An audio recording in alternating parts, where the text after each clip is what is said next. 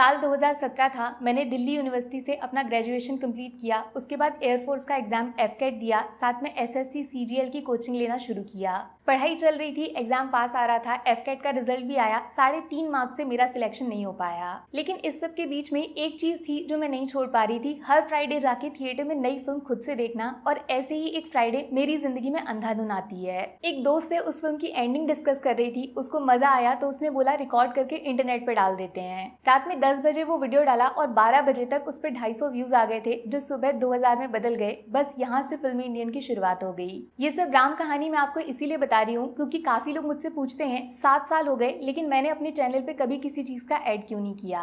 क्योंकि ड्यू से 3 साल की डिग्री लेने के बाद भी जो चीज मुझे खुद का रिस्पेक्ट नहीं दे पाई वो एक 3 मिनट के वीडियो से मिल गया। इसीलिए ना मैं अपने चैनल पे कभी ऐड करती हूँ और ना ही जिंदगी में कभी करूंगी। और ये पूरी 7 साल की मेहनत सिर्फ 7 सेकंड्स में वही लोग मुझसे छीनना चाहते हैं जिनकी फिल्मों के लिए 7 सालों में रात दिन मैंने बिना रुके काम किया है और शायद वो ये जानते तक नहीं है। पिछले हफ्ते 5 सितंबर को बहुत सारी मूवीज आई, मैंने सारी देखी, सबका रिव्यू डाला और जैसा अक्सर होता है कुछ लोगों को वीडियो पसंद आया, कुछ को नहीं आया। जब मैं किसी का रिव्यू कर सकती हूँ तो लोग मेरा भी रिव्यू कर सकते हैं, इसमें कुछ गलत नहीं है। सबको इस देश में फ्रीडम ऑफ एक्सप्रेशन की आजादी है। तो मेरे वीडियो पे अच्छे खासे व्यूज हो गए थे, लेकिन फिर संडे को पता चलता है उस वीडियो पे सीधा फिल्म के प्रोड्यूसर ने खुद के चैनल से कॉपीराइट स्ट्राइक डलवा दिया है। पहले मुझे लगा कुछ मिसअंडरस्टैंडिंग हुई है, कुछ एरर हुआ होगा। कॉपीराइट स्ट्राइक पहली बार नहीं हुआ था, काफी बार हो चुका है, लेकिन बात करने से हमेशा सॉल्व हो जाता है। इसीलिए मैंने प्रॉपर लैंग्वेज में सीधा अपने शब्दों में बहुत रिस्पेक्ट के साथ उनकी मेल आईडी पे अपना प्रॉब्लम शेयर किया और उनके रिप्लाई का वेट करने लग गई और अगले दिन पहले की तरह वीडियोस डाल के आगे बढ़ गई।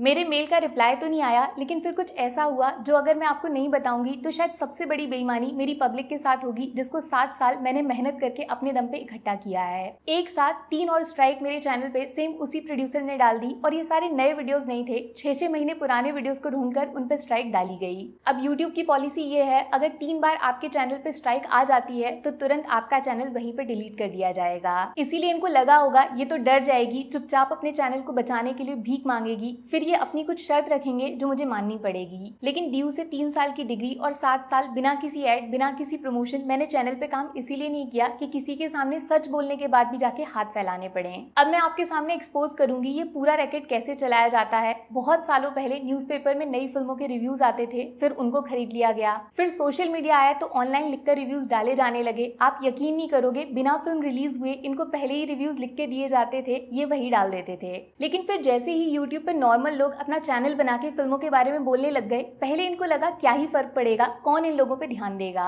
लेकिन जैसे ही ये फिल्म रिव्यू कैटेगरी बड़ी हो गई तो इनको टेंशन होने लगा, इनको कंट्रोल कैसे करेंगे, ये कोई मुंबई में बैठे हुए दोस्त रिश्तेदार तो है नहीं। तब इन्होंने क्रिएटर्स को कांटेक्ट करना शुरू किया, कुछ पैसों से मान गए तो कुछ को एक्टर्स के इंटरव्यू का लालच देकर उनको खुद से जोड़ लिया।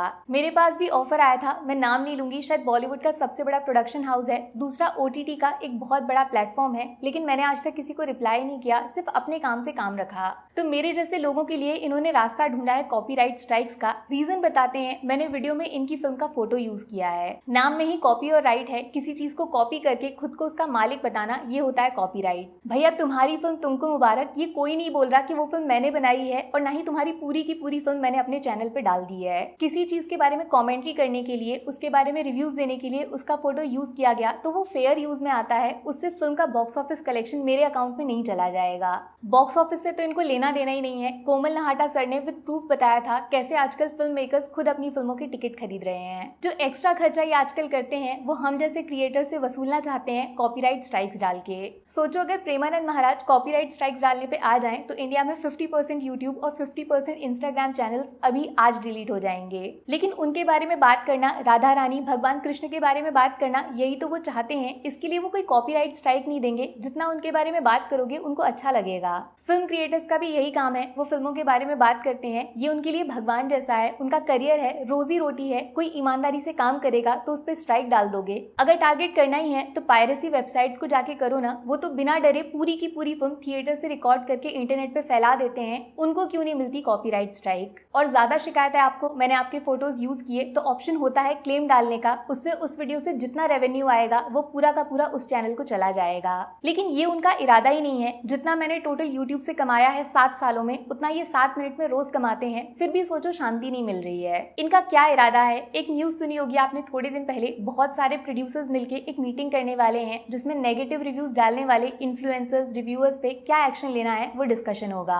मतलब सब कुछ कर लेंगे, बस एक अच्छी फिल्म नहीं बनाएंगे, और बुरी फिल्म को बुरा बोला तो ये सारे प्रोड्यूसर मिलके कॉपीराइट स्ट्राइक डाल के किसी की रोजी रोटी, उसका पूरा करियर खत्म कर देंगे। और कुछ नहीं, बस एक कंट्रोल सिस्टम बनाना चाहते हैं पेड रिव्यूज का, जैसे न्यूज़पेपर के टाइम में हुआ करता था। पैसे लेकर अच्छा बोलो, वरना डर से अच्छा बुलवाया जाएगा, वरना चैनल उड़ा दिया जाएगा। प्रॉब्लम ये भी है, फिल्म कंटेंट क्रिएटर्स की वजह से पब्लिक अब KGF, कांतारा, लोका जैसी मूवीज के बारे में जानने लगी है, जिससे साउथ की फिल्म भी अब डायरेक्ट नॉर्थ में रिलीज होने लगी है। इनका जो पावर था थिएटर ओनर्स के ऊपर वो ढीला पड़ रहा है, तो कंटेंट क्रिएटर्स को ही खत्म कर दो।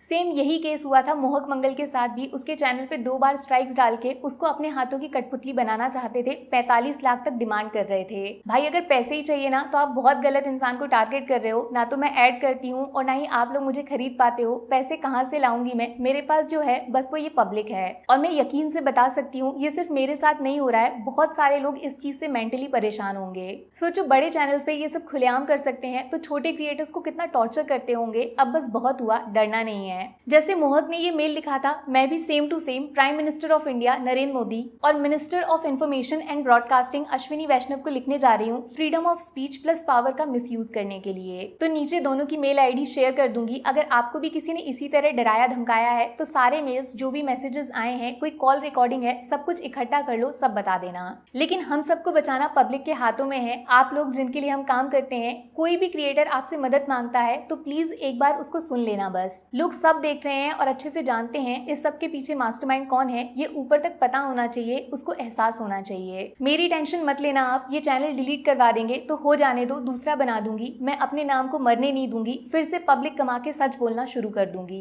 मैंने आज तक कभी अपने चैनल को लाइक सब्सक्राइब करने को नहीं बोला, बट प्लीज लाइफ में मेरी कभी कोई बात अच्छी लगी है, मेरी वजह से कुछ अच्छा देखा है तो ज्यादा से ज्यादा लोगों तक इस वीडियो को पहुंचा देना, शेयर कर देना, ट्विटर, इंस्टा चाहे जहां डाल देना। मैं कॉपीराइट स्ट्राइक नहीं डालूंगी। Take care, bye bye.